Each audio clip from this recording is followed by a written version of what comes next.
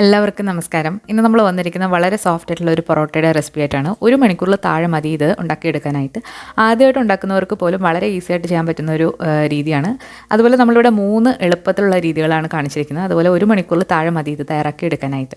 അപ്പോൾ നമ്മൾ പൊറോട്ട തയ്യാറാക്കാൻ വേണ്ടിയിട്ട് 3 കപ്പ് മൈദയാണ് എടുത്തിരിക്കുന്നത്. 375 ഗ്രാമാണ് 3 കപ്പ്. ഇതിലേക്ക് 1 ടീസ്പൂൺ ഉപ്പ് ചേർക്കാം. ഇനി നമ്മൾ പെട്ടെന്ന് ഉണ്ടാക്കുന്നതായതുകൊണ്ട് ഒരു നുള്ള് ബേക്കിംഗ് സോഡ കൂടി ചേർത്തിട്ട് നന്നായിട്ടൊന്ന് മിക്സ് ആക്കി എടുക്കുക. ബേക്കിംഗ് സോഡ ഓപ്ഷണലാണ്, നിങ്ങൾക്ക് വേണമെന്നുണ്ടെങ്കിൽ ചേർത്താൽ മതി. ബേക്കിംഗ് സോഡ ചേർത്തില്ലെങ്കിൽ നല്ല സോഫ്റ്റ് ആയിട്ട് തന്നെ ഇത് കിട്ടും. അപ്പോൾ ഉപ്പും സോഡയും ചേർത്ത് കഴിഞ്ഞിട്ട് നന്നായിട്ട് മിക്സ് ആക്കി എടുക്കുക. അതിന് ശേഷം ഇതിൻ്റെ നടുഭാഗത്ത് ഇതുപോലെ ഒരു ഹോൾ ഉണ്ടാക്കി എടുക്കുക. ഇവിടെ ഇട്ടാണ് ഇനി നമ്മൾ ബാക്കിയുള്ള ഇൻഗ്രീഡിയൻസ് ഒക്കെ ഒന്ന് മിക്സ് ആക്കി എടുക്കുന്നത്. അപ്പോൾ നമ്മൾ ഒരു മുട്ടയാണ് എടുത്തിരിക്കുന്നത്. മുട്ട ചേർക്കുമ്പോൾ നമ്മുടെ പൊറോട്ട മാവ് ഒന്നുകൂടെ നല്ല സോഫ്റ്റായിട്ട് കിട്ടും. ഇത് തണുത്ത മുട്ടയല്ല, റൂം ടെമ്പറേച്ചറിലുള്ള മുട്ടയാണ്. ഇതിലേക്ക് ഇനി 2 ടീസ്പൂൺ പഞ്ചസാരയാണ് ചേർക്കുന്നത്. പഞ്ചസാര ചേർക്കുന്നത് നമ്മൾ പൊറോട്ട ഉണ്ടാക്കുമ്പോൾ നന്നായിട്ട് ഒരു ഗോൾഡൻ ബ്രൗൺ നിറത്തിൽ മുരിഞ്ഞ് വരാനായിട്ടാണ്. ഇനി ഇതിലേക്ക് നമ്മൾ 2 ടേബിൾ സ്പൂൺ ഓയിൽ ചേർത്ത് കൊടുക്കാം. ഏത് ഓയിൽ വേണമെങ്കിലും നിങ്ങൾക്ക് എടുക്കാവുന്നതാണ്. പിന്നെ വേണ്ടത് 2 ടേബിൾ സ്പൂൺ തൈരാണ്. തൈരും അതുപോലെ തന്നെ ബേക്കിംഗ് സോഡയും കൂടെ നമ്മൾ ചേർത്ത് ഇത് കുഴയ്ക്കുകയാണെന്നുണ്ടെങ്കിൽ നല്ല സോഫ്റ്റായിട്ട് പൊറോട്ട കിട്ടും. അപ്പോൾ ഇത് നന്നായിട്ട് മിക്സ് ചെയ്തെടുക്കുക. മെയിനായിട്ട് ശ്രദ്ധിക്കേണ്ട കാര്യം, ആ പഞ്ചസാര ഈ മുട്ടയുടെ ഇതിൽ കിടന്ന് നന്നായിട്ട് അലിഞ്ഞ് വരണം. പഞ്ചസാര തരിയായിട്ട് കിടക്കാനേ പാടില്ല. അങ്ങനെയാണെന്നുണ്ടെങ്കിൽ നമ്മളിത് കുഴയ്ക്കുമ്പോൾ ശരിയായിട്ട് വരില്ല. ആദ്യം നന്നായിട്ടൊന്ന് മിക്സ് ചെയ്തിട്ട് ഒരു 1/4 കപ്പ് ചെറിയ ചൂടുള്ള വെള്ളം ഒഴിച്ചിട്ട് നന്നായിട്ട് കുഴച്ചെടുക്കുക. 1/4 കപ്പ് എന്നുള്ളത് ഈ മൈദയുടെ ഇത് വെച്ചിട്ടാണ്. 15 മിനിറ്റെങ്കിലും ഇത് നന്നായിട്ട് കുഴച്ചെടുക്കണം. ഇതിൻ്റെ സോഫ്റ്റ്നെസ്സിനുള്ള മെയിൻ ടിപ്പ് എന്ന് പറയുന്നത് നമ്മൾ കുഴച്ചെടുക്കുന്ന സമയമാണ്. അപ്പോൾ ആദ്യം തന്നെ നന്നായിട്ട് ഇത് കുഴച്ചെടുത്താൽ മാത്രമേ നല്ല സോഫ്റ്റായിട്ട് കിട്ടുള്ളൂ. ഇനി ഇതിൻ്റെ മുകളിൽ കുറച്ച് എണ്ണയൊന്ന് തടവിയതിന് ശേഷം നമുക്കിതൊരു 15 മിനിറ്റ് ഒന്ന് മാറ്റി വെക്കാം. 15 മിനിറ്റ് മതിയാകും ഇത് നന്നായിട്ട് ഇത് സോഫ്റ്റായിട്ട് കിട്ടാനായിട്ട്. അപ്പോഴത്തേക്കും ഇതിലെ ഗ്ലൂട്ടനൊക്കെ ഇറങ്ങിയിട്ട് നല്ല സോഫ്റ്റായിട്ട് കിട്ടും. അപ്പോൾ ഇത് അടച്ച് 15 മിനിറ്റ് ഒന്ന് മാറ്റി വെക്കാം. അപ്പോൾ 15 മിനിറ്റ് കഴിഞ്ഞിട്ടുണ്ട്. നമ്മുടെ മാവ് ഒന്നുകൂടെ നല്ല സോഫ്റ്റായിട്ട് വന്നിട്ടുണ്ട്. ഇനി നമുക്ക് കൗണ്ടർ ടോപ്പിൻ്റെ മുകളിൽ കുറച്ച് എണ്ണ തടവിയതിന് ശേഷം ഇതെങ്ങനെയാണ് ബോളാക്കി എടുക്കുന്നത് നോക്കാം.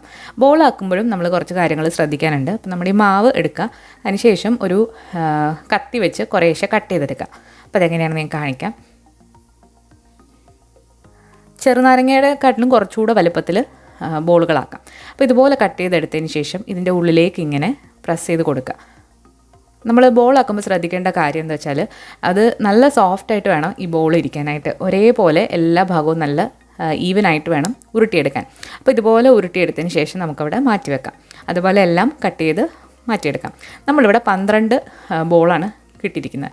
അപ്പോൾ ഇനി ഇതിൻ്റെ മുകളിലായിട്ട് കുറച്ച് എണ്ണയും കൂടെ തടവിയിട്ട് ഒരു നനഞ്ഞ തുണി ഇട്ട് മൂടിയിട്ട് നമുക്കൊന്ന് റെസ്റ്റ് ചെയ്യാനായിട്ട് മാറ്റി വെക്കണം. ഇതിനെ ഒരു 10 മിനിറ്റ് റെസ്റ്റ് ചെയ്യാൻ വെച്ചാൽ മതി. നമ്മളിത് ഓൾറെഡി റെസ്റ്റ് ചെയ്ത് നല്ല സോഫ്റ്റായിട്ട് ഉള്ളതാണ്. എങ്കിൽ കൂടി ഇനി ഈ ബോൾ ഒന്നുകൂടെ സോഫ്റ്റ് ആകാൻ വേണ്ടിയിട്ട് ഒരു 10 മിനിറ്റ് ഒന്ന് റെസ്റ്റ് ചെയ്യാനായിട്ട് മാറ്റി വെക്കാം. 10 മിനിറ്റ് കഴിഞ്ഞിട്ടുണ്ട്. അപ്പോൾ ഇനി നമുക്ക് ഓരോ ബോൾ എടുത്ത് കുറച്ച് എണ്ണ തടവിയിട്ട് കുറച്ച് കട്ടിയിലൊന്ന് പരത്താം. പൂരിയുടെയൊക്കെ അത്രയും അളവിൽ ഒന്ന് പരത്തിയെടുക്കാം. പരത്തിയെടുത്ത മാവ് നമുക്ക് വീണ്ടും അങ്ങോട്ട് മാറ്റി വെക്കാം. അപ്പോൾ എല്ലാം ഇതുപോലെ ഒന്ന് പരത്തിയെടുക്കുന്ന സമയം അതവിടെ ഒന്നുകൂടെ ഇരുന്ന് റെസ്റ്റ് ആവും. അപ്പോൾ കട്ടിയിൽ തന്നെ പരത്തിയിട്ട് ഇതിനെ മുകളിലായിട്ട് അടുക്കി അടുക്കി വെക്കാം.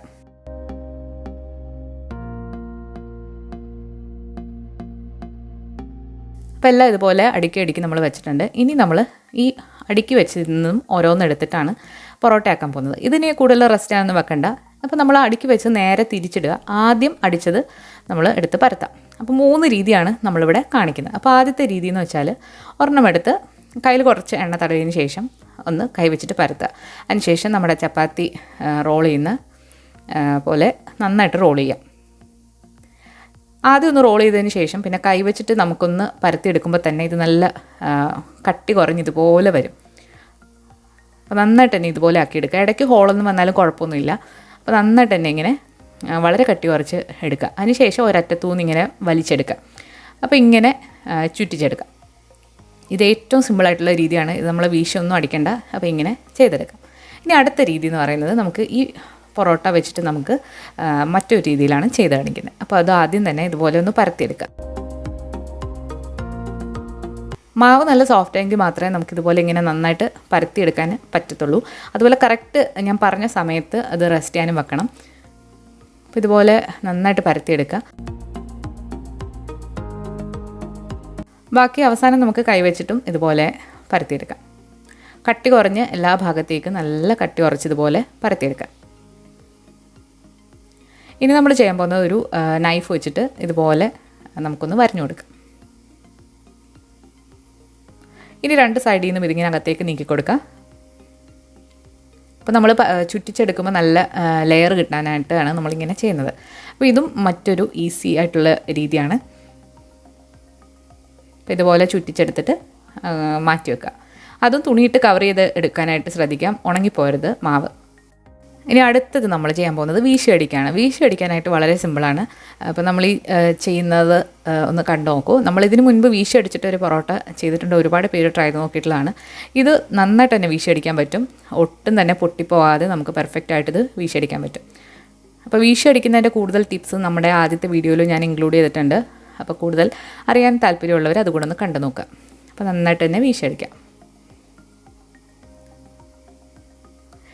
ഒരു തവണ നമ്മൾ വീശി അടിക്കുന്ന ട്രിക്ക് കിട്ടിക്കഴിഞ്ഞാൽ പിന്നെ നമ്മൾ വേറൊരു രീതിയും ഫോളോ ചെയ്യില്ല. നമ്മൾ വീശി അടിച്ച് മാത്രമേ തയ്യാറാക്കുള്ളൂ. വീശി അടിച്ചതിന് ശേഷം നടുക്ക് കുറച്ച് എണ്ണ ഒന്ന് ഇത് ആക്കിയതിന് ശേഷം ചുറ്റിച്ചെടുക്കാം. ചുറ്റിച്ചെടുത്തതും നമ്മൾ തുണിയുടെ താഴെ തന്നെ ഇടാനായിട്ട് ശ്രദ്ധിക്കുക. അതിൻ്റെ മുകൾ ഭാഗം ഡ്രൈ ആയി പോകരുത്. അപ്പോൾ എല്ലാതും പോലെ ചെയ്തെടുക്കാം.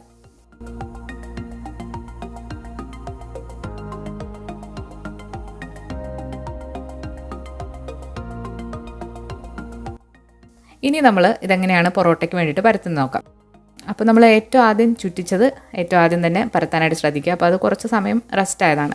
നമ്മൾ ചപ്പാത്തിയുടെ ഇത് വെച്ചിട്ട് ചെറുതായിട്ട് ഒരുപാടങ്ങ് പ്രസ് ചെയ്ത് അതിൻ്റെ സോഫ്റ്റ്നെസ് കളയരുത്, ജസ്റ്റ് ഒന്ന് പ്രസ് ചെയ്ത് കൊടുക്കുക. ബാക്കി നമുക്ക് കൈ വെച്ചിട്ടും ചെയ്യാവുന്നതാണ്.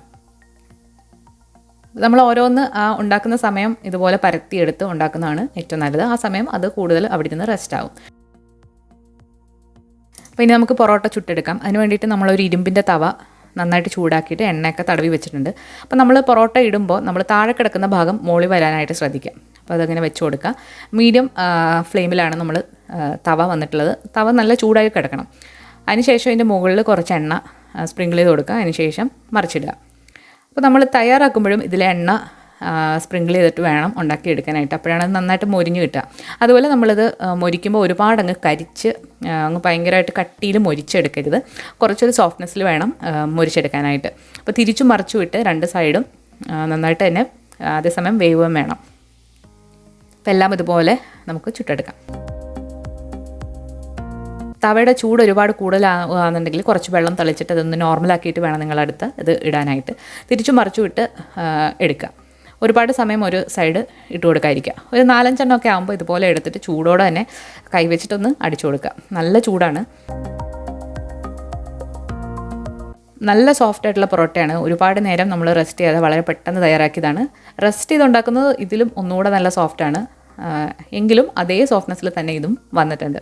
അപ്പോൾ എല്ലാം നല്ലതായിട്ട് വീശിയെടുത്ത് എടുക്കുക. നമ്മൾ 3 രീതിയിലാണ് ഇത് ചെയ്തിരിക്കുന്നത്. എല്ലാം നല്ലതായിട്ട് തന്നെ ലെയറുകളായി ഇതുപോലെ വന്നിട്ടുണ്ട്. അപ്പം 1 മണിക്കൂറിൽ താഴെയാണ് നമ്മൾ ഇത് ഉണ്ടാക്കാനായിട്ട് എടുത്തിരിക്കുന്നത്. അപ്പോൾ വളരെ സിമ്പിളായിട്ടുള്ളൊരു രീതിയാണ്. അപ്പോൾ ഇതുവരെ പൊറോട്ട ഉണ്ടാക്കിയിട്ട് ശരിയാക്കാത്തവർ തീർച്ചയായിട്ടും ഈ ഒരു രീതിയിൽ ട്രൈ ചെയ്ത് നോക്കിയിട്ട് നിങ്ങളുടെ അഭിപ്രായങ്ങൾ അറിയിക്കുക. അതുപോലെ നിങ്ങൾ ട്രൈ ചെയ്യുന്ന ഫോട്ടോസ് നമ്മുടെ ഇൻസ്റ്റാഗ്രാം പേജിലേക്ക് സെൻഡ് ചെയ്ത് തരിക. പുതിയൊരു റെസിപ്പി വീഡിയോ ആയിട്ട് നമുക്ക് വീണ്ടും കാണാം. താങ്ക്